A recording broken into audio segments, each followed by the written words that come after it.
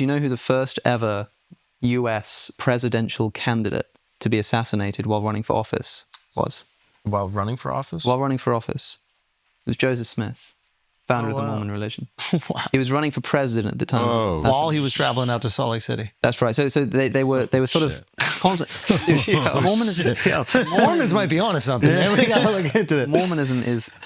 I don't want to get us distracted. No, it's absolutely fascinating, man. Because like it's such a wacky story, like the history, and because it's relatively recent, it's like 1800s. Like there's more records. Like we know certain things happened. So we know that Joseph Smith claims to receive these golden plates. He's told by the angel Moroni, go and dig up these golden plates. The golden plates exist because in ancient Israel, just before the Babylonian captivity, some Jews, some Israelites were warned, and so they fled and they built boats and they sailed to America, Jersey, and they had entire civilizations. The Garden of Eden was in Jackson County, Missouri. Of course. By the way.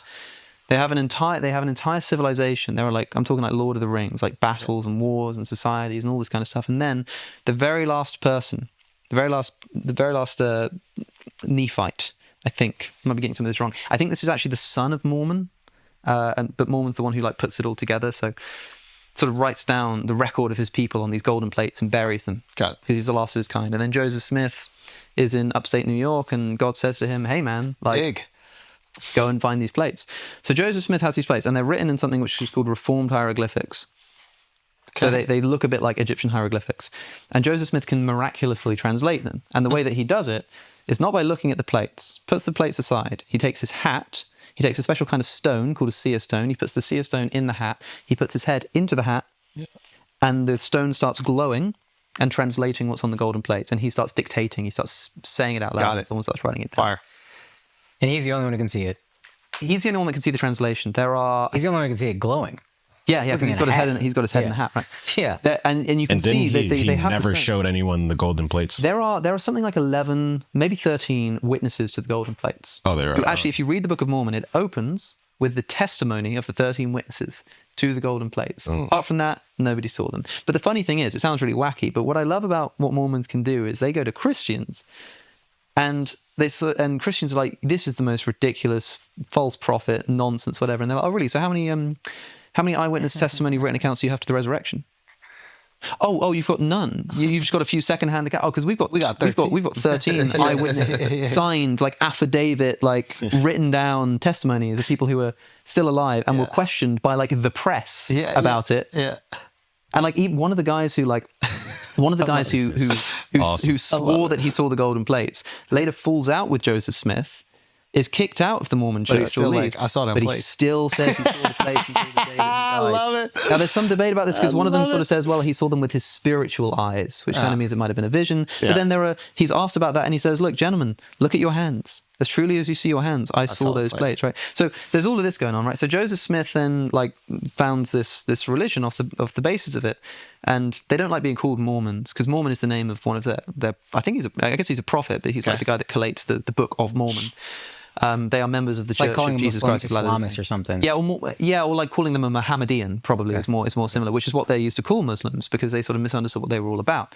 But yeah, like they sort of flip and flop about whether it's okay to call them Mormons because it's a bit clunky to say member of the Church of Jesus Christ of Latter-day Saints or Latter-day Saint, right? But so Joseph Smith, they're setting up communities and they're trying to find somewhere to like set up their community. So they're traveling around the United States, and when they get to Missouri, they cause such a problem in Missouri that there is something called, I think it's called the Missouri Executive Order 45 or something, otherwise known as like the Mormon Extermination Order, which is where the governor of Missouri, based on some like inflated reports about what the Mormons were doing, gets so like worried and paranoid about them that he issues an order to exterminate Mormons, to drive them out of the land by force, which basically means that you could just like kill Mormons. You just like go Mormon hunting because he wanted them gone. They were causing such a problem. Like, I'm like in the United States, there was a law passed, an executive order that said we're just going to kill Mormons and drive them out of our land. Kill white people. I know. Cool. Which is like... yeah, that's not shocking for me. That's light work, right? It's just like... The worst thing America did, you could say. Like 1800s. It's crazy, man. You wouldn't believe. It's just wild. Don't take us too far away from Jesus. I want to... Oh, sure. Okay. But yeah, we can definitely get back to Jesus. But Joseph Smith eventually, so part of when he decides to run for president, part of his running campaign is that he wants to annex Texas because he wants to make Texas like the land for the Mormon people. So that's part of his thing. And eventually, so Mormons are into like polygamy. Yeah. They were. Now, if you're a polygamist, you can't be a Mormon. Like it's anathema to them. In like the 1980s or something, they finally said it's not right. But they got one of the reasons they got in so much trouble with the U.S. government was because they had multiple wives, and that was seen as totally wrong. And so Joseph Smith is now. I can't remember which state he's in when he actually dies. I think it might be Illinois, but I'm not sure about I that. think he dies in Illinois. He dies in Illinois? I think that's right. Missouri's like the third spot they end up, correct? Yeah, they've sort of been all over the place, and I think Illinois is where he gets killed. He just Googled it. And yeah, I mean maybe okay, great. They just kept getting kicked out of places. Yeah, they keep getting They're kicked like out. the Christian Jews. Yeah, seriously. But this is the thing. So Mormons will say, Mormons will point out that they have a history of like persecution, and people sort of don't know about this. It's quite amazing because I debate Christians quite a lot, and they talk about how amazing it was that Christianity grew from just a small group of people to taking over the Roman Empire. And I'm like, the sociologist Rodney Stark calculated that in the first like 200 or 300 years, I think, after the birth of Christianity, the growth rate that they experienced is exactly the same as the Mormon Church. and then people say, yeah, but they were being persecuted by the Roman Empire. I'm like, have you heard of the Missouri extermination? Like, it's great. There is a newspaper in Illinois that criticizes Joseph Smith for his polygamous practices. I think at this point, Joseph Smith is the governor of some kind of province of Illinois. And so he decides to like shut down the newspaper because he doesn't like the criticism. So he like bans it. Then there's like a riot because he's like suppressed this newspaper. Then Joseph Smith institutes martial law because of the riots, and then he flees. And then I think the governor of Illinois says, "Okay, Joseph Smith, you've got to come back. You're going to face trial. We'll keep you fine, but just you got to come back." So Joseph Smith goes back. He gets put in prison, and then this big angry mob descend on the prison, and they break into the prison. They shoot his brother in the face. His brother says, "I'm a dead man," and then he dies. And then Joseph Smith tries to escape out of a window. They shoot him. He falls out of the window onto the floor, and they shoot him dead again. So he dies in what is essentially a prison shootout. Whoa. And for the Mormons, this is a site of religious martyrdom. So you can now go to that prison. It's now owned by the Latter-day Saints, and it's a site that they go to as the point of martyrdom for their prophet. There it is. There's the house. Wow. So Joseph Smith was killed falling out of that window. There's a Wow. there he is. So That's wild. big mob show up and kill him. So Joseph Smith becomes like a martyr, and that's that. And then there's your typical religious like succession crisis. Who's going to take over? I think there's a point where like I think it's Brigham Young who's giving a speech saying I should be the leader, and like multiple people report seeing him like transfigure into the likeness of Joseph Smith. There's all kinds of wacky stuff going on, right? And yeah, like it sounds kind of insane, but is that any more insane than some of the Christian stories that we hear? But it was farther ago. Yeah, exactly. And so we have this feeling. So it's better. Yeah, of course. People sort of go like, "Oh, but that's ridiculous," as if God would appear to someone in upstate New York. That's ridiculous. It's like, well, that's how it sounded like God being born in Nazareth. Yeah. Like they even say in the gospel, Galilee? like people are saying in the Gospels, like, is this not Joseph's son?